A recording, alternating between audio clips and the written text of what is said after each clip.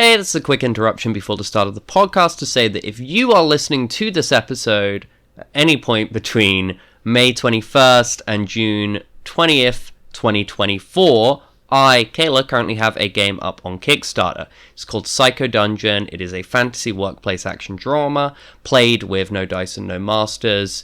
It is about psycho plumbers who basically delve into dungeons that are born from people reaching breakdowns, basically. It's a lot about mental health and sort of struggling under capitalism, and also about blowing up monsters with magic and high-tech gizmos. Like I said, running on Kickstarter until the 20th of June 2024. You can find out more at psychodungeon.ratwave, and any help on spreading the word would be super appreciated. Now on with the show.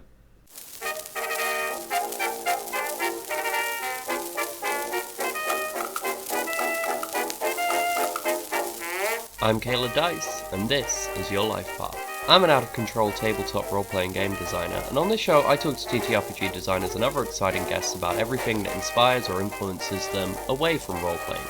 My guest today is a writer, designer, and illustrator who you may know from his imprint by Odin's Beard RPGs, Colin Le Sueur. Thank you for coming on today, Colin, and would you like to introduce yourself more fully to the audience? Yeah, sure. Thanks for having me. So I'm a TTRPG designer, writer, illustrator. Make games like Runecairn and We Deal in Lead. Publish as By Odin's Beard RPG.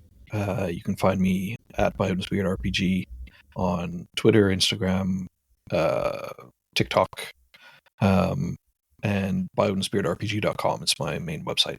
But happy to be here. Thanks for having me. You're welcome. You do a lot of videos on TikTok which are really sort of informative about explaining how your various games work, like giving examples and stuff. And the atmosphere is really well done as well. So if anything we're talking about today is interesting to you, the listener, and you're like, I wonder how that plays, like Colin's TikTok is probably a great place to find out more answers there. Cool, thanks. Yeah, I still don't really know what I'm doing with TikTok, but I'm like... it's fun to do. I'm terrible at it, and it is every, I feel like every creative I know in every field complains about the fact they have to be a TikToker now, which includes stand-up comedians who are the people you think might be most suited to the pivot to TikTok, but even they're like, I hate this.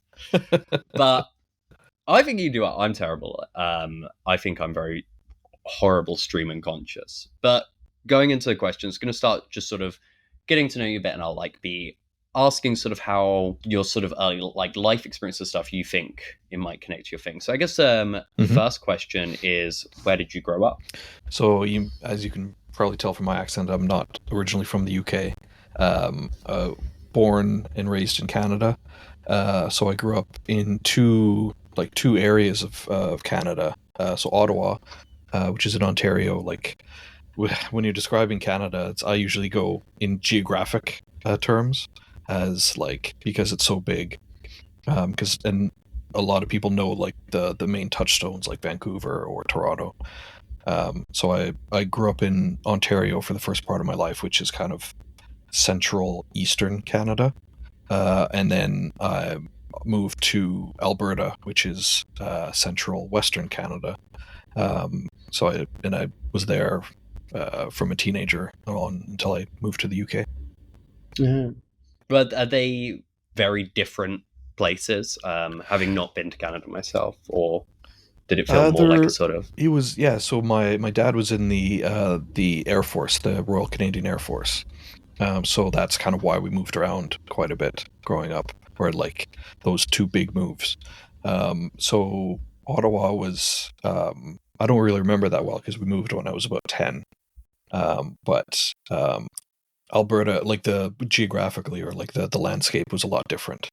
Like Alberta is on the prairies, so it's a lot flatter, and it's not too far from the mountains.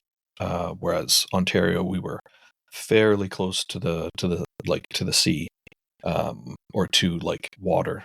It wasn't the sea; it was the Great Lakes. So yeah, just kind of geographically different like that. But it was, both were good experiences, and I enjoyed living in Alberta. And Edmonton was a city that I moved from. to the UK. So, do you ever notice any of Edmonton in your games, like in a way you can see clearly? Do you think it's obvious to other people who are from Edmonton, or is it more a codex that you know? Well, so I did my attempt at Dungeon 23 last year, whereas you like make one dungeon room or area a day for the whole year. I got about 3 months in. I was doing a city, like a mega city, for We Deal and Lead. So a lot of Edmonton showed up in that because obviously for like one new area a day, you have to like have a lot of different and diverse areas. So it was basically things that I remembered from Edmonton, like little like locations. I put that into a location in like this Dungeon 23. So like a hot dog cart that used to sell like hot dogs in Edmonton that would pop up in like a post-apocalyptic setting. So just stuff like that. Like if you knew, like you'd kind of be like, is that what it refers to? A lot of it's just I looked in Edmonton and said, what's on the outskirts of the city? What kind of like buildings or industries are there? And then I'll make that add that as a region or an area. So does it feel less like you're approaching this as I'm writing about Edmonton, and more that Edmonton is so in your conception of what a city is, it's the materials, and you can see in a lot about the materials it's made out of. Yeah, so it'll be like, that's the kind of thing that's in a city. So I'll put that into this, like, into my mega city, that kind of thing. Do you feel like moving around a lot, both especially growing up and then like having made like large moves as an adult? Do you think that's something that also informs a lot of your work? Yeah, I think because I was born on one side of the country in Canada. My sister was born on the other side of the country. And so we moved across country multiple times, and like moving from Edmonton to the UK, several times were massive moves as well. So I think it can't help but like inform like my experience and like design and that sort of thing.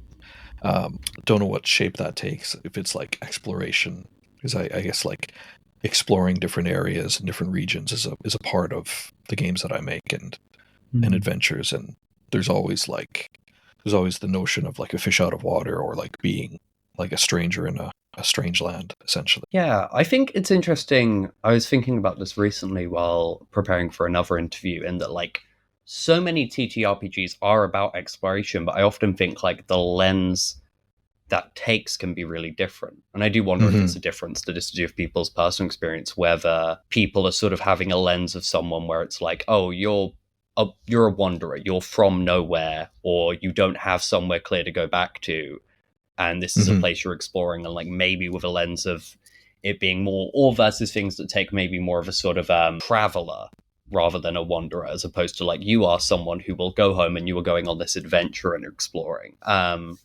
This is not me saying anything one way or another, but I think it's probably something that I would imagine would speak to like the creators' different perspectives. Yeah, like so We Deal and Lead deals with a lot of travel, because you're essentially like, well, you can the adventurers or the gunslingers can travel to different worlds from the main core world, and it's all about like exploring those other worlds. So you could approach it as like you've got a fixed home, but the like the world that you're from is dying. It's like it's in its last days, kind of thing. So maybe you're traveling to find a better place or find a better world, or you're just traveling to keep moving to survive. It depends on what the players bring to it, I guess. Yeah, I guess that's also another thing. Like the eye exploration is looked at from the book will then obviously differ from like the player's own opinions on exploration, and that what the game ends up being for them is probably alchemy that we don't always get to see. Do you have a memory of what you wanted to be when you grow up? When you were younger, what you wanted? Yeah, I think because my dad was in the military, and I knew that I didn't want that to be my life. I didn't want to be in the army or in the Air Force, but there was also like structure and regiment. So when I was a kid, before I knew better, I wanted to be a cop, like a policeman. before I kind of like realized, like, in Canada, because the Mounties, the RCMP, like the Royal Canadian Mounted Police, are held up as such a, like, the pinnacle of, like, well, it's a symbol of Canada, like one of the symbols of Canada are the Mounties. And like shows like Due South, there's like, so that was about a Mountie from Canada going to Chicago and kind of taming the, like, having adventures there. That was a bit, like, that was when I was a teenager. That had a bit of an influence, but the concept of a Mountie as this, like, pinnacle of goodness and righteousness in Canada is a strong symbol. So I think that kind of fed into it, and watching stuff like Knight Rider and, like, being exposed to, like, cop like TV shows, that had an influence. I was like, oh yeah, I want to help people. I want to be a cop. Before I realized what, not immune to propaganda, none of us are. Yeah, absolutely, yeah. I mean, like, it's an easy thing to forget about Canada is, a lot of people see Canada as like this, like, everyone's polite and nice and, like, nothing bad ever happens and there's no gun crime. But, like, there is, like, I mean, Canada's had its share of like, atrocities and genocide and stuff like that. So it's a complicated history, and knowing that I was subject to propaganda as a kid. So what was this idea of was the idea of, like, becoming a policeman something that, like, ended up, like, petering out on its own, and then you look back on it like, whoo, dodge bullet there? Or is it something where you did come to realizations and that was, like, a breaking point? Or was it just in the way lots of childhood dreams are? Yeah, I think when you're a kid, you don't really know, like, what the practicalities are and, like, what it actually means. And it's just like, oh, you have these archetypes, like, I want to be a fireman, I want to be a policeman. And then eventually I realized that wasn't something that I wanted to do. I'm not built for that. That's not, for, like, it really took me to moving to the UK before I realized how problematic, like, the police force is. So that was, obviously, that was when I was a lot older as well. But the idea of becoming a cop didn't last very long. I started doing other things and realized that there's more interesting things I can do with my life. So eventually, I shifted focus, and when I was early teens, like preteens, early teens, I started thinking that I wanted to be a writer, and, like, that's kind of the focus that I wanted to take. So it's a bit of a change. Makes sense. So when you had this idea of, like, I wanted to be a writer, did you have this clear-cut idea of, like, what writing was going to look like for you? Or were you thinking, I guess, more in terms of, like, I want to express myself, and finding the exact medium was something that came later? I think, like, I was always that kid who, in school, when you were given an assignment that's like, we need you to, like, to make something, I'd always either ask if I could draw it, or I'd ask if I could, like, write a story. One of those two things. Like, I was always that kid. I was the drawer, or I was the writer.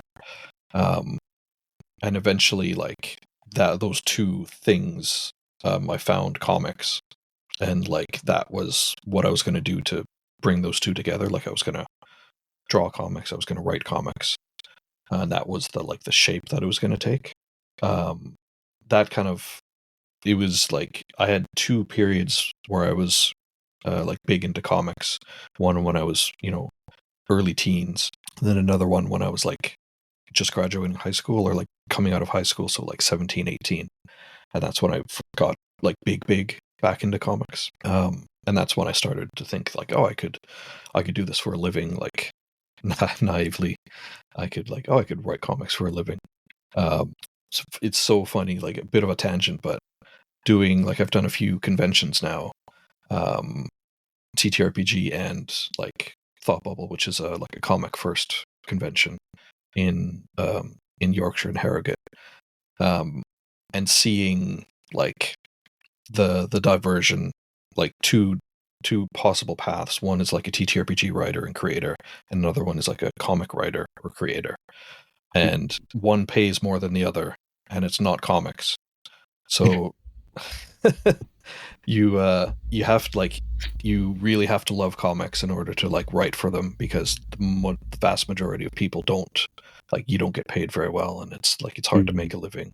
I mean, it's hard enough as a TTRPG writer to like to make a living, but yeah, so that's kind of a tangent, like what could have been.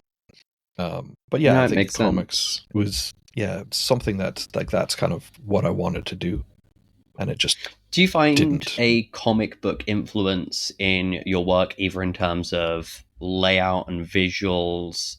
Like, I feel as a comic book fan, even though I don't illustrate any of my own work because I'm not an illustrator, but definitely as I approach like visual layout and design and stuff, I find I'm thinking of comics a lot. Definitely a lot more than prose books, even for me. But I wonder if that's something you feel similarly about, or whether you have your own perspective. Yeah, so part of like part of what I did for university was influenced by comics, and that in turn has influenced my like design aesthetic and my design process. Because I wanted to like go to uni for comics, either comic writing or comic illustration, and the closest thing I could find to like doing a course on comics, like a kind of an actual degree in comics, was film studies, because it's similar, like visual medium kind of thing. Storyboarding is very Exactly, yeah. similar to sequential storytelling via panels. Yeah. Yeah, so I was like, oh, I'll go into film studies, and that'll get me as close as I can. Like nowadays, you can go to uni for like comic writing and narrative design and all sorts of things.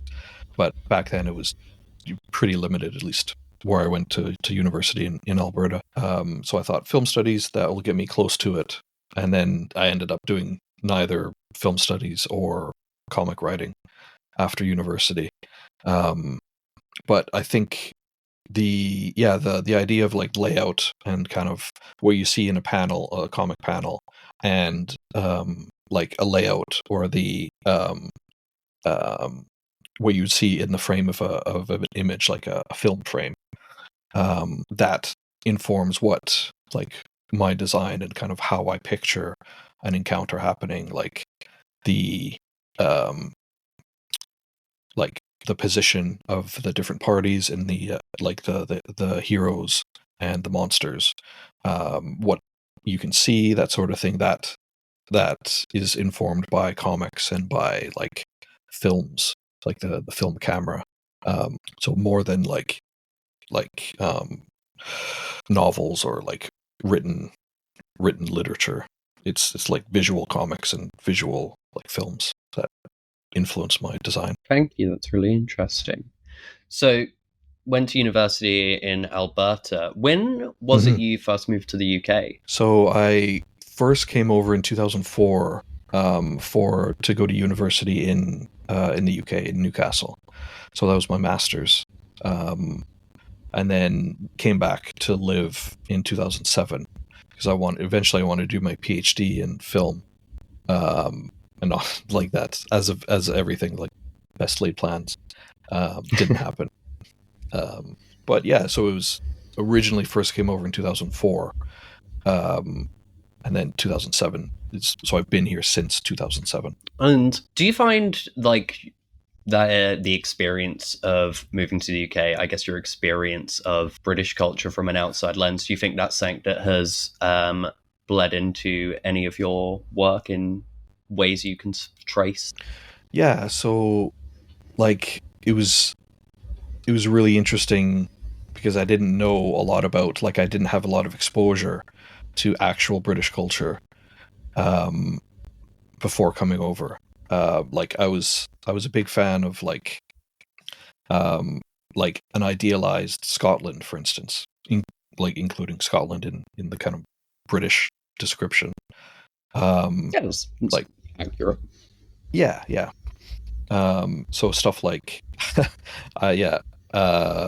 Braveheart and like Highlander and that kind of thing. Like obviously the totally over the top, idealized, farcical, like doesn't actually exist, had never existed, mythic Scotland. type thing. So that was like, I was like, oh, cool. I really like Scotland. And I went to Newcastle. I went to uni in Newcastle. So I'm like, oh, Newcastle's close enough to Scotland. That'll be an interesting experience.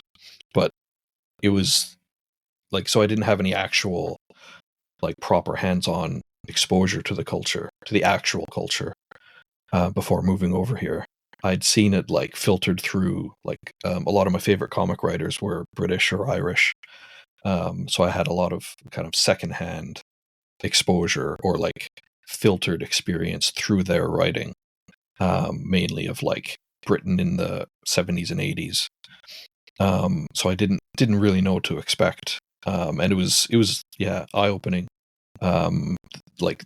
Because like in Canada or in US, at least back then, Britain or the idea of the UK was a bit of a monoculture, like just London. Like that's what you think when you think of England or the UK, you think of London.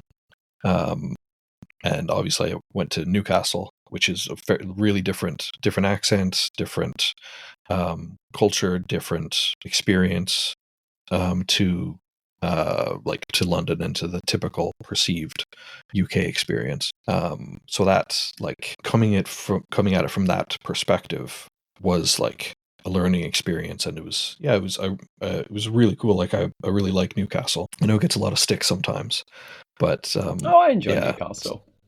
Yeah, but I think what I started seeing, like, because I've been predominantly in the Northeast. Like I was in Newcastle, I was in Durham for a while, and Leeds, which is not Northeast, but close enough. So experiencing a lot of like folklore from that like from the Northeast and the north of England, and I brought that into my writing and into my design. Like Howl and the Howling Caverns, which is like, so Howl is my remake of the Howling Caverns. It's an adventure that I did for D&D 5e, and Howl is like a Cairn version of it, but that's heavily inspired by Whitby and like the folklore and like mythology of like the Northeast. So like the Barghest and different little like ghost stories in Whitby. So I think that's what I bring now to my writing, is like having cool like creepy little like ghost stories from from England, like folklore from the north of England. Put that into my adventures and my designs. Yeah, I think that's something very compelling about like Northern English folklore.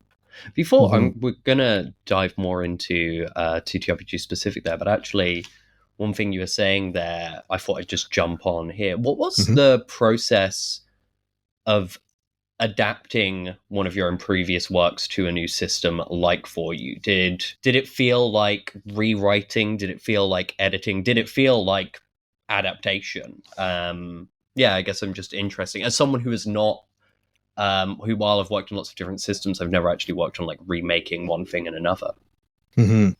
It's a bit of all, like, it's a bit of rewriting, it's a bit of editing, and it's a bit of like adapting.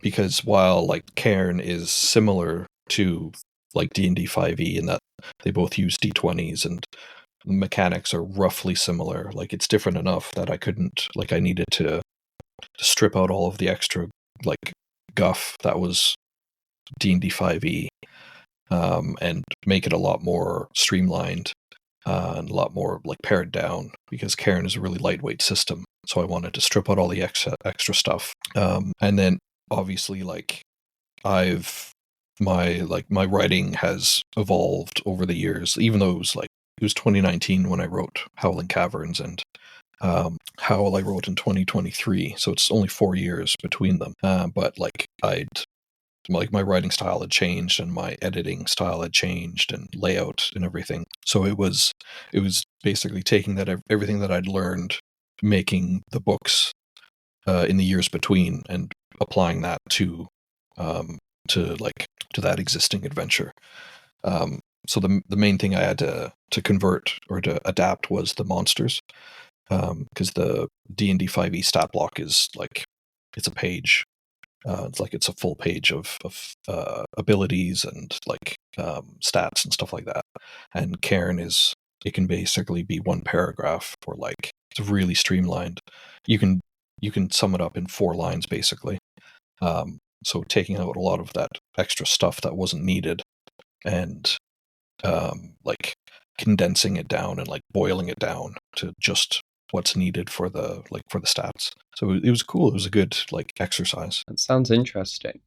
So, was this actually does relate to the question I was going to be back on track with? Was the question I was about to ask was 5e your introduction to TTRPGs? But I guess more broadly, like, what was your overall whole introduction to TTRPGs? Was it through books, media, through people, through communities, or such?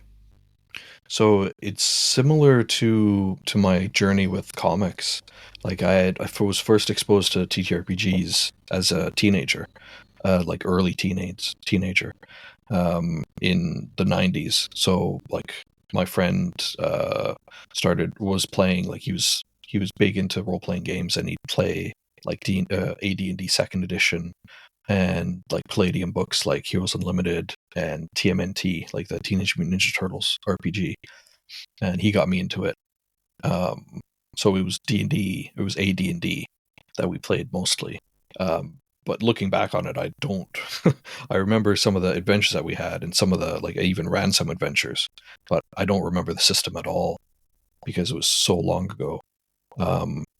So there was like I got big into role playing games, like into all of the novels, and I had collected all the box sets and stuff like that.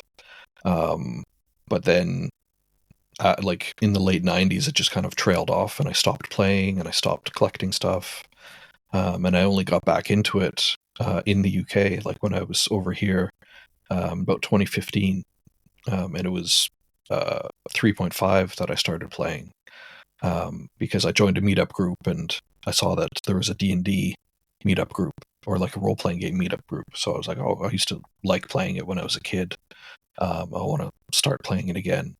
And the guy running it was running 3.5, which at that point, like 5th edition was out at that point. So he was still playing the older version.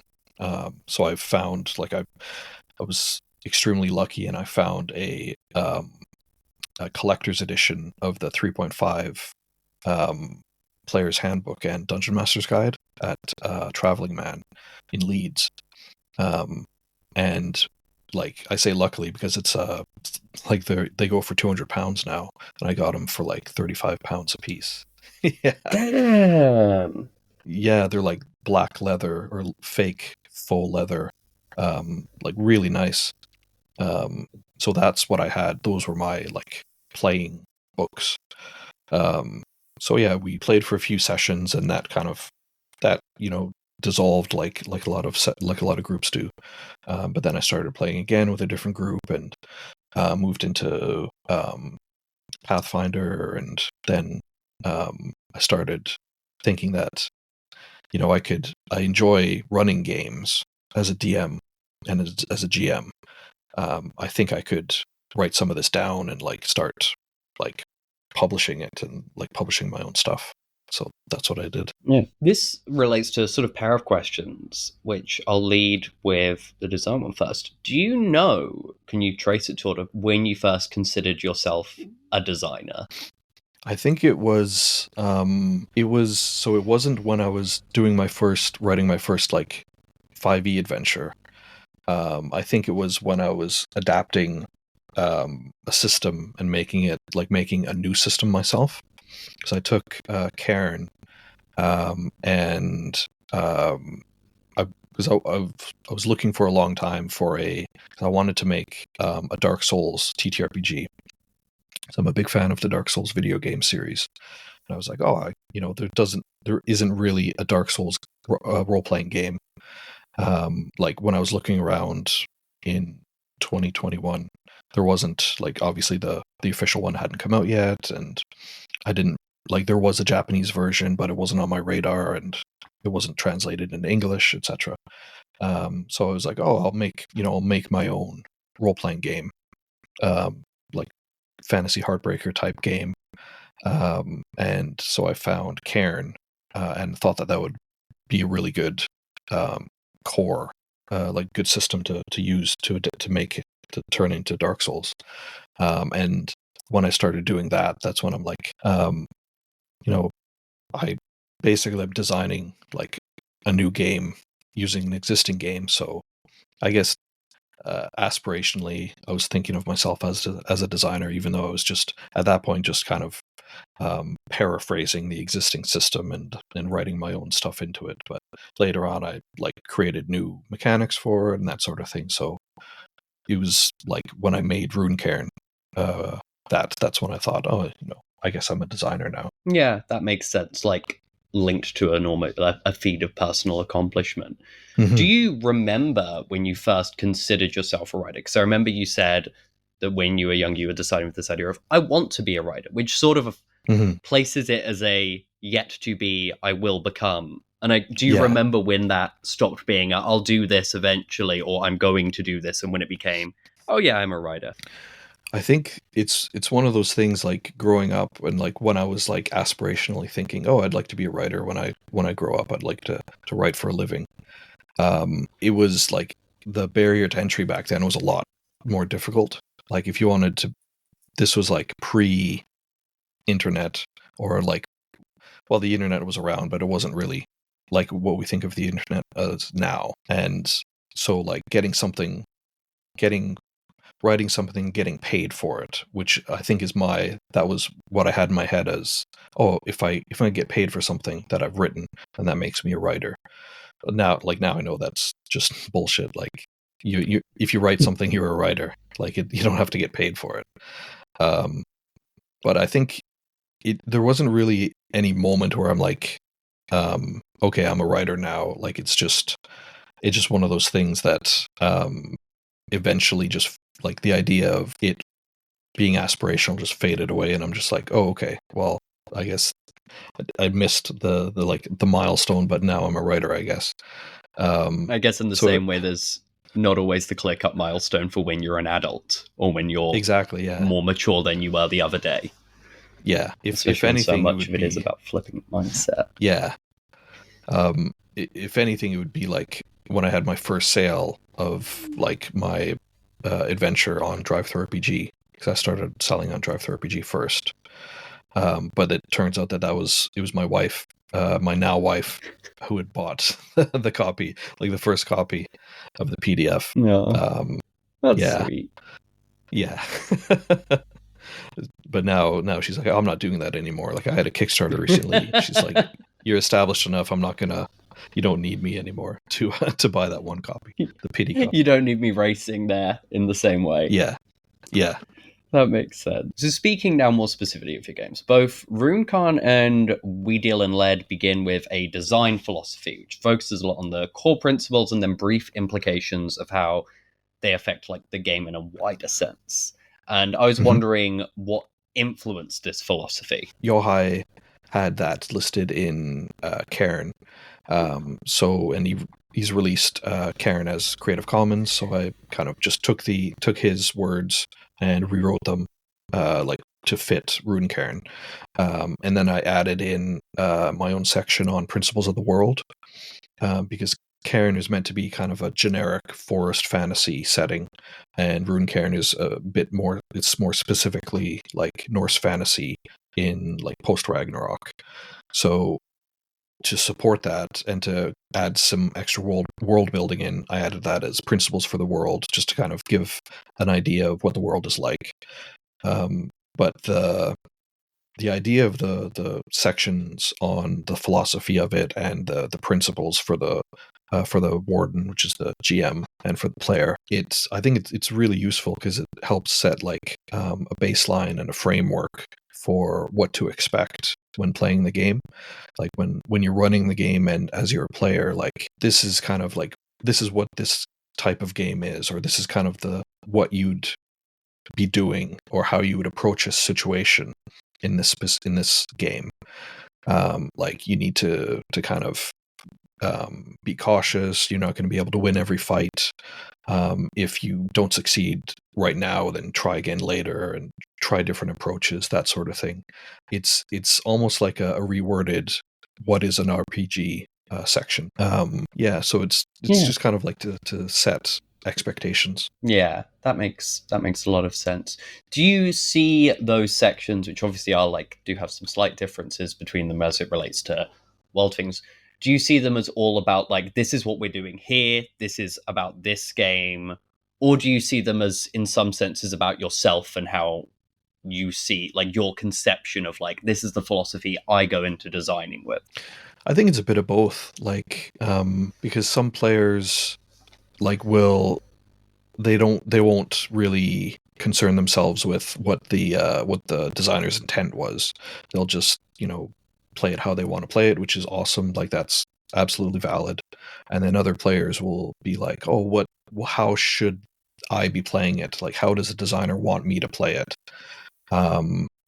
So it's a bit of both, like because I'll approach different games in a different way. Like if I was playing a 5e game, I wouldn't necessarily follow the same principles, just because it's a different dynamic.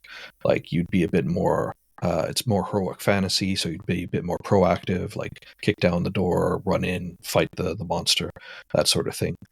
So it is kind of designed to relate specifically to the Runecairn experience. But some of the principles you can take away and play with any game, like you can apply to any kind of game or system. But yeah, I mean, players are going to do what they're going to do. So having some kind of not like hand holding or like a railroad, but like having a framework to say, this is kind of how you might want to approach the game. Yeah, it's interesting thinking about the sort of the archetypical like what is an RPG section, because I know obviously some people criticize it, but I was just remembering that when I was working with a women's wrestling collective on shows, because our audiences were like often wider families, and we were like, I don't think they know wrestling or how it works, like. So we actually did have like a pre-recorded thing, which I did in a sort of silly announcer voice, explaining the rules of a wrestling match, because Nice. that understanding of it is a buy-in to the drama. Yeah. That was just an interesting side observation where I can think of an example of that in a different medium, which I think people often don't expect to see. Yeah, because a lot, like the thing that like wrestling and TTRPGs have in common is that there's like there's an assumption of a previous context, like knowledge of a previous context. So like you say, like if you're coming to wrestling for the first time, you're not going to know what a heel is or what a face is. You're not going to know like the rules, the unofficial rules of a wrestling match. Just like if you're coming to a TTRPG for the first time, you're not going to know what a GM is and like why you'd roll dice in a certain situation. And so there's like Runecairn does have, like, because I don't have a section that's like what is a TTRPG and what do you need to play this.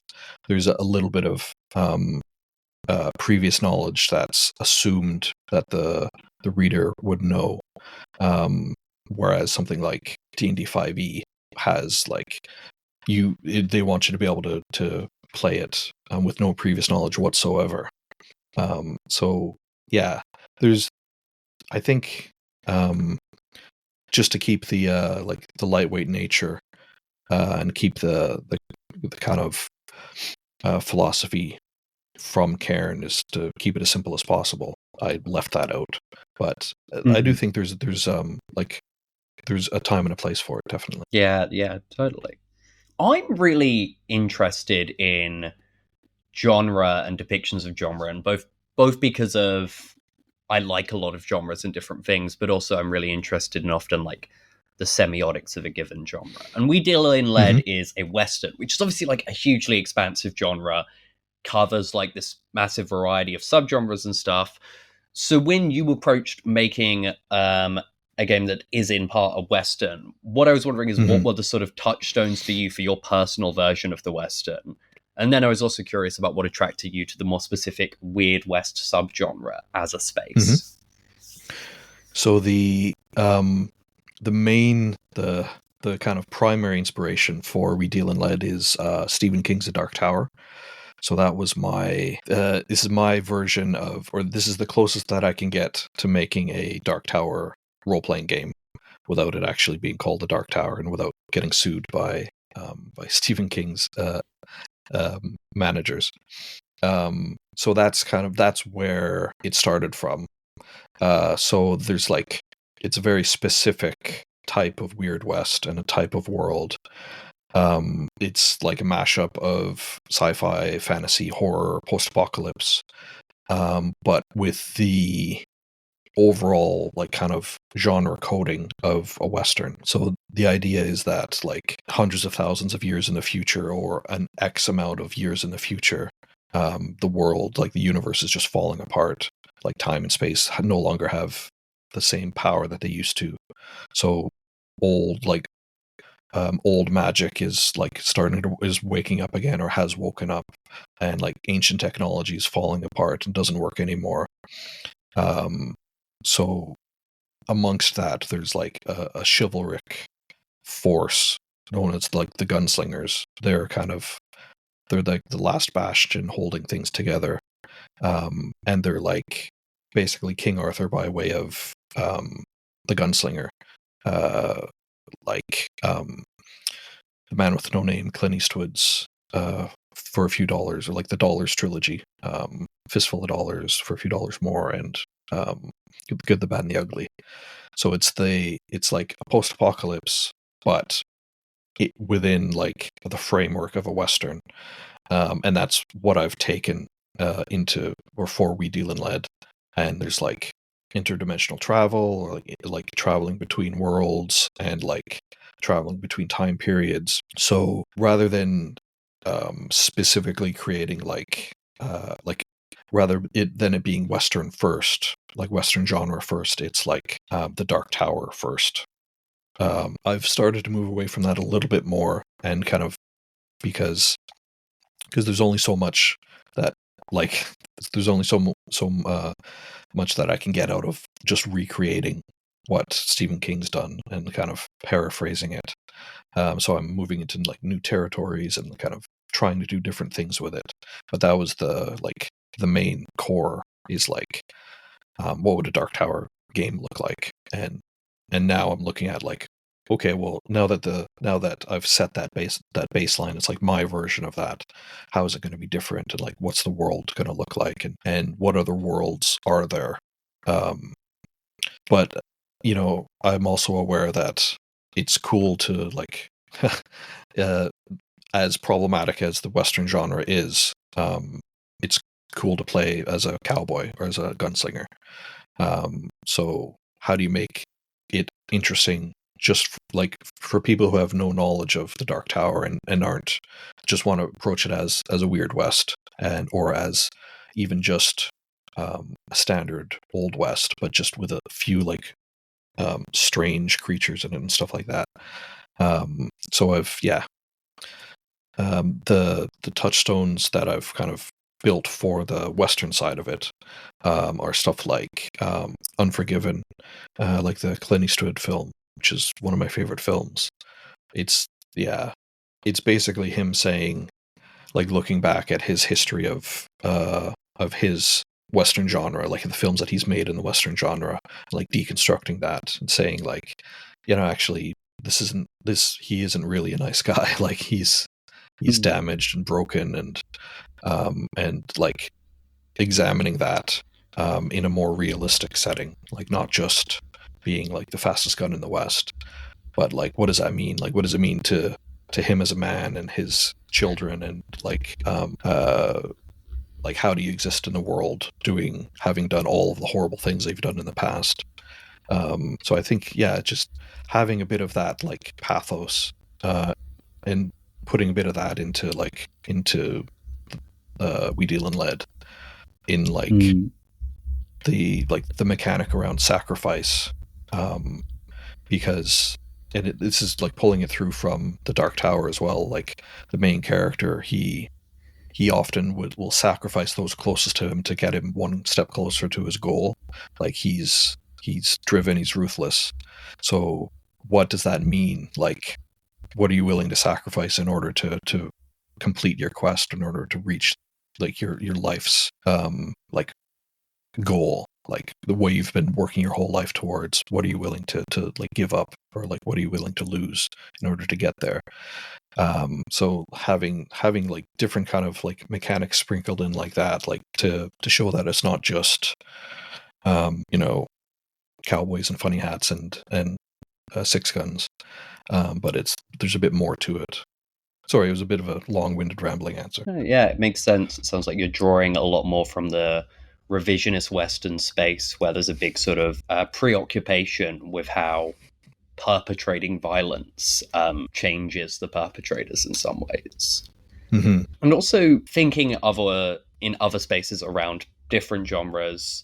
Runecairn is a Norse fantasy, and I was wondering what sort of inspirations of other works in that genre brought you to that sense, both in a sense of direct influence, but also, I guess this is a question that could have related to the Western, but I can see how it also relates to Norse fantasy, like, but also things you didn't want to be channeling.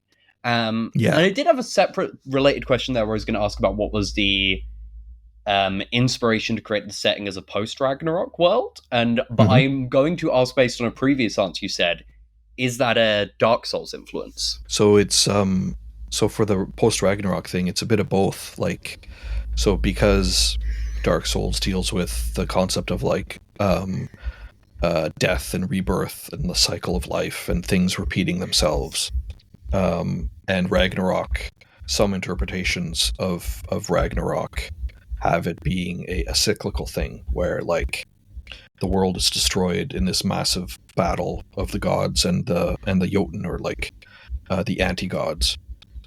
Everything's destroyed, and then life starts again. Like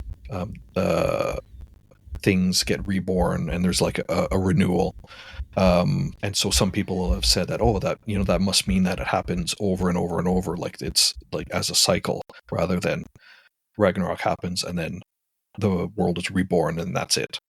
So yeah, there is a definite like parallel between Dark Souls rebirth, like cyclical rebirth, and Ragnarok being reborn. And I just thought it aligned really well too with the concept of I heard a quote somewhere that said like all D&D, essentially, you know, generic term, all D&D is post-apocalyptic, in that you're seeking out ancient civilizations that no longer exist, and like delving through their remnants. Like you're going into their ruins and their crypts and their dungeons, and like looking at this culture that doesn't exist anymore, and like pilfering them. So with that in mind, like having a post-Ragnarok world means that all of the previous world like still exists, in like either destroyed or like buried underneath new growth.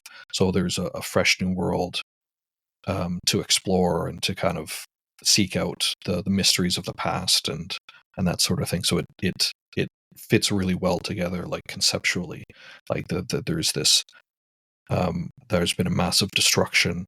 This old world is now destroyed, and a new world exists, but like still remnants remain of the past, of the old world. Yeah. And what was it that first attracted you to the Norse fantasy genre?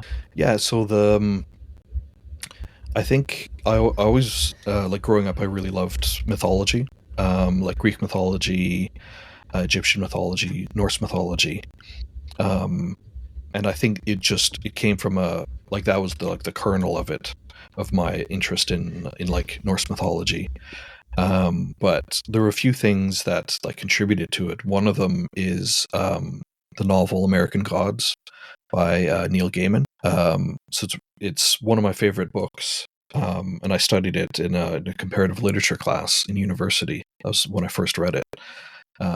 Just the depictions of the gods in that is really, really interesting, because it's all of the gods.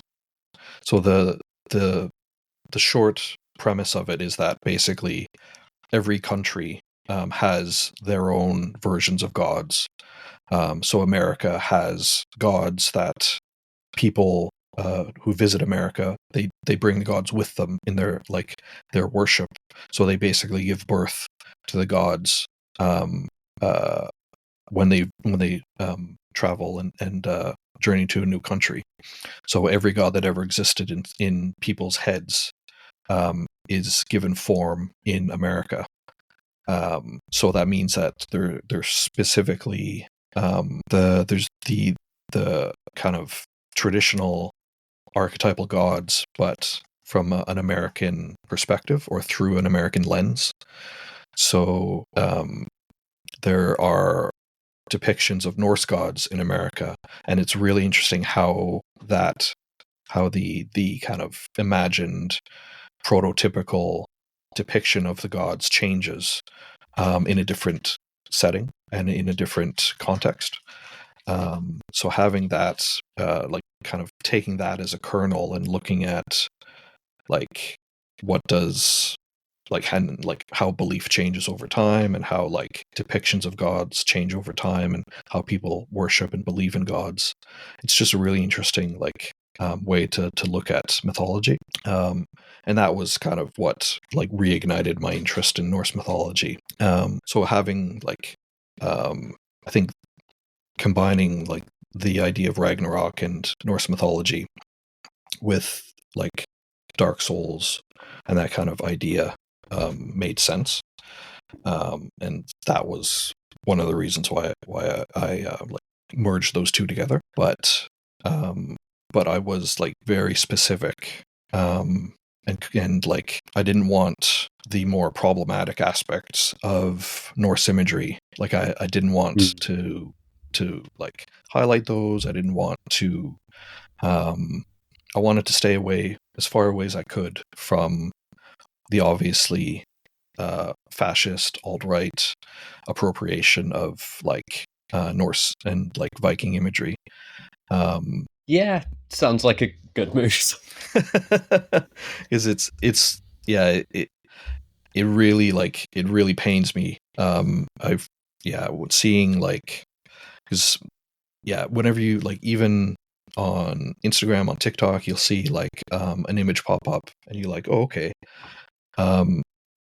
that looks cool, but there's obvious like fascist overtones in it. Like it's something that I've tried to avoid as much as possible for obvious reasons, because it's like horrific.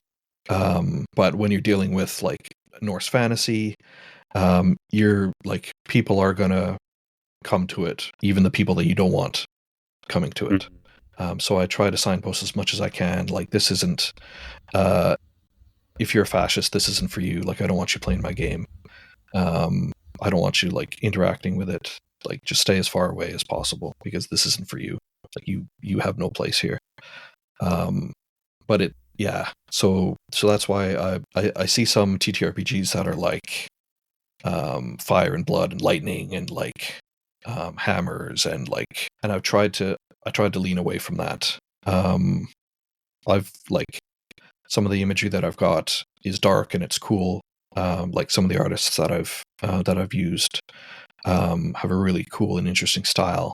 But I've been like, I do a lot of due diligence on the artist to make sure that, you know, that there aren't any hidden swastikas, like that they don't have any Yeah, swastikas always got up to their watch out sleeves. for those. Yeah, no, it makes sense, and it's definitely a sort of constant, vigilant process. Yeah, and even like, I don't like, so I've like, people are going to hear a dog whistle. Yeah, and just try to I try to stamp that out as much as I can in my own work, because it pains me when I see that. It makes me sad. So I try and like not to foster that. I try and like push people as far away as I can who want to bring that to the game, because it's not for you. Absolutely, yeah. I wanted to next ask about what reading informed your writing. And obviously we've talked about some books already. We've talked about The Dark Tower, we've talked about American Gods. And obviously there's the question of like reading informing your writing in terms of a sense of genre, specific elements that might be influences. But also with writers, I'm always interested in um, your conception of your own voice, and if you feel like Hmm. there's anyone or anything you might have read that you think, oh yeah, this is something I carry with me when it comes to how I put down my voice. I think it's a tough question because like it's like an artist trying to say, oh, what's my style, like what's I'm trying to develop, like cultivate my own style, but you won't really know, like you won't know what your voice is until you've made enough things that you can, like, then the voice kind of codifies and say, okay, well, that, that's me, like a, that's me on the page. But I think I bring a lot of um uh like a lot of influence with me, like I mentioned before about the British and Irish comic writers who are like pretty influential on me, like in a in a very like in a time of my life where I was susceptible to new ideas and to kind of like soaking up interesting concepts. So writers like Alan Moore and Warren Ellis, Garth Ennis, Grant Morrison. So like a bit, so that kind of like golden age of like late '90s, early 2000s comic writers. They've left a big mark, big influence on me.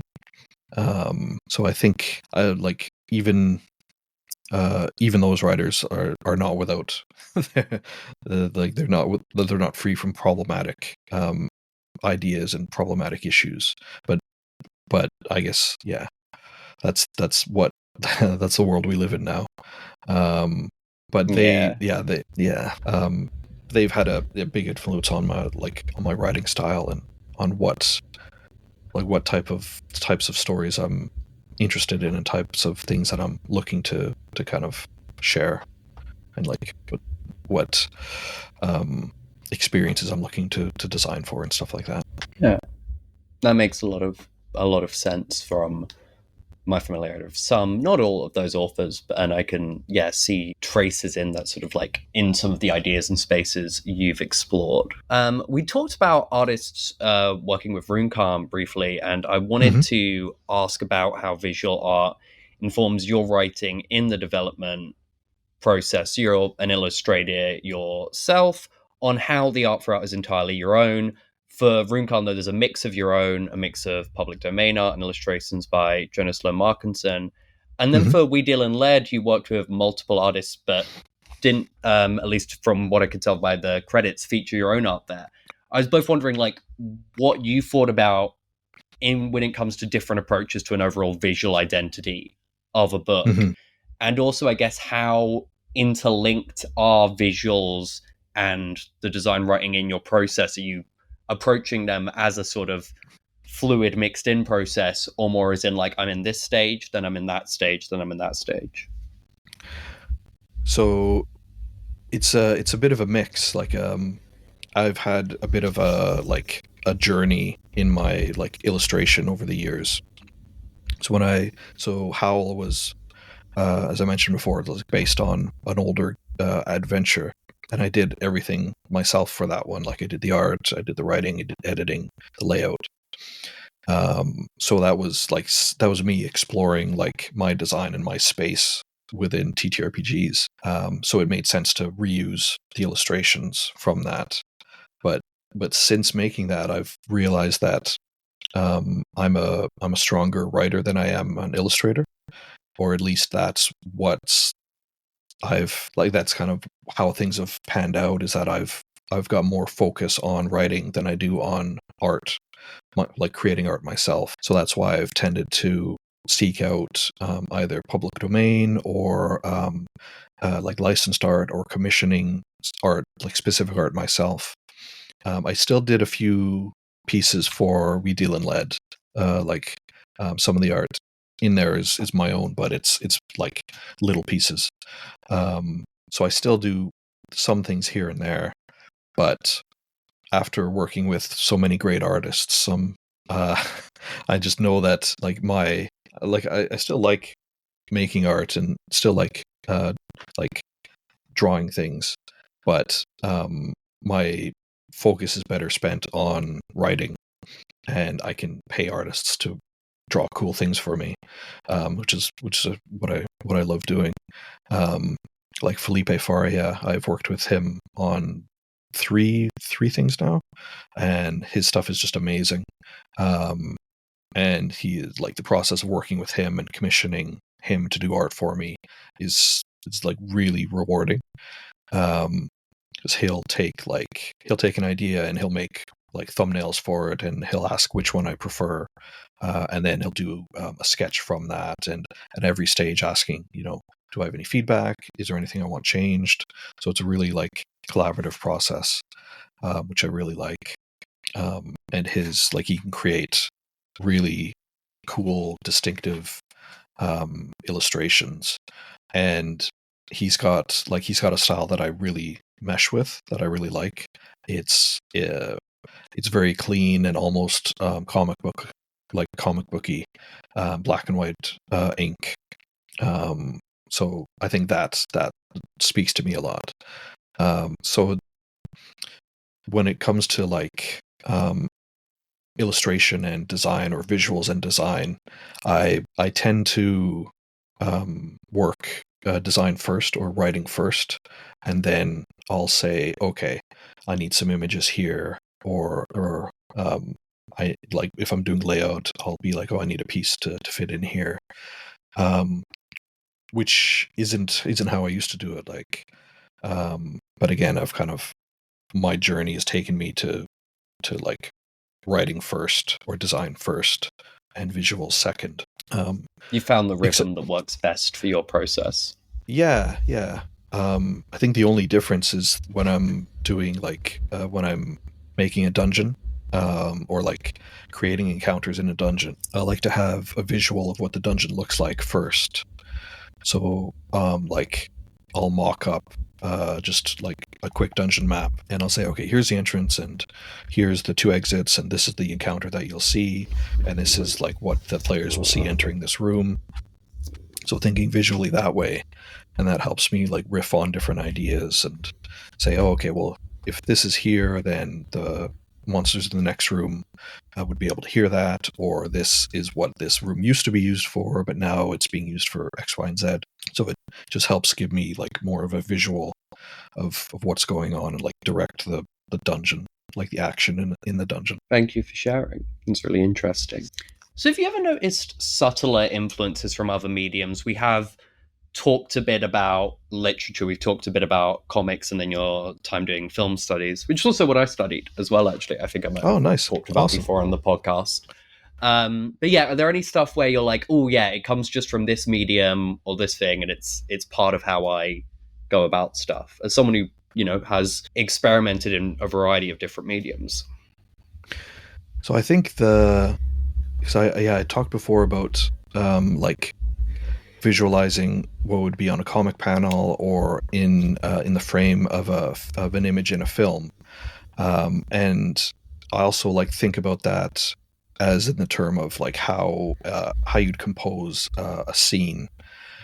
So like, I look at descriptions of what's in a room as what the camera would see, like if I was filming a scene, or if I'm deconstructing, like if I'm analyzing a scene in a film. This is what's in the composition of the frame. How does that translate to like what the characters can see? How does that impart information to the players? So I think that having that background in film studies and the knowledge of like comics as a visual medium, that helps me to visualize, like, at least in my own head, keep things consistent and position the different moving pieces. I mean, that might not translate to what the players or the GM actually says or sees, but for me, it helps keep things consistent. Yeah, an aspect of still, I guess, having that sort of cinematic, or I guess an eye towards like a specific mise-en-scene. Yeah, exactly. In a literal way, because that's obviously then what people have to interact in a stage environment. Yeah, like exactly. blocking wise. Yeah, so it's really interesting. I tend to think of like, as cinematic gets used a lot for like role-playing games, when it's like, oh, big action, big spectacle, that sort of thing. But for me, cinematic is like, looking at it as a camera would see it. Like, what do you see like when you first enter a room? Just like that's kind of the way I keep it in my head. I mean, there's a time and a place for like cinematic action and like spectacle. But for me, it's like, I said the phrase cinematic lens and then pulled away from it because I realized, obviously, it is used as a shorthand for a style of action. Which personally, like, I do find like the ideas of a sort of remediation through different things very interesting. But I do find the shorthand of what cinematic is used for often to me doesn't feel very interested in the medium of cinema. And I get the usefulness of the shorthand, but yeah, it's a thing I've wondered about sometimes. I'm going to proceed to the final question, but before I do, could you tell the viewers, I think you did say relevant links up top, but would you like to just tell I think I just said viewers. You can't view anything if you're listening to this. Are you like, there's a video feed? There's not. I don't record anything. But could you tell the listeners where they can find? Yeah, so I'm on Twitter, Instagram, TikTok at By Odin's Beard RPG, and my website is byodinsbeardrpg.com. So I'm on most social medias as that handle. Great, yeah. So if you have been listening along and you weren't familiar with Colin's work before, and you've like, God, I want to check out Runecairn, I want to learn a bit more about We Deal and Lead, there's where you go. The question I've been asked as my sort of wrap up here is, what do you think is the biggest lesson you personally have learned from creating TTRPGs? I think it's probably not an impactful or a particularly like deep or interesting lesson, but what I've found is that no matter how hard you try, you can't write a rule or mechanic that 100% of people will understand like the first time they read it. So just don't try to write, like, don't tie yourself in knots trying for that, because it'll never happen. People have different experiences, they bring different things to role-playing games. You can think that you're spelling out how a mechanic works like as clearly as possible, but there'll always be someone who's like, oh, I thought it meant this, or well, what about this situation? And I realized that like as soon as you publish something, or as soon as you put something out there for people to play, it's out of your hands. Like it's theirs now. Like they own it. The players and the GMs will make it their own, and don't try and fight that. Like just lean into that, because there's some designers, like role-playing game designers, who are like, no, you have to play it this specific way, and there's some players who will say, oh no, the designer wants us to play it this specific way. But just play it how you want to play it. Like, don't worry about what's right. Like, don't worry about what the designer intended. Just play it how you want to play it how you want to play it, and just have fun doing that. Yeah. If the designer is an author, then they're inherently dead once the work is written. Exactly. Yeah. But thank you. Yeah, that's a very interesting thing to reflect on, to leave us with. This has been the life path of Colin Le Sueur. I have been Kayla Dice. Thank you for listening. Goodbye.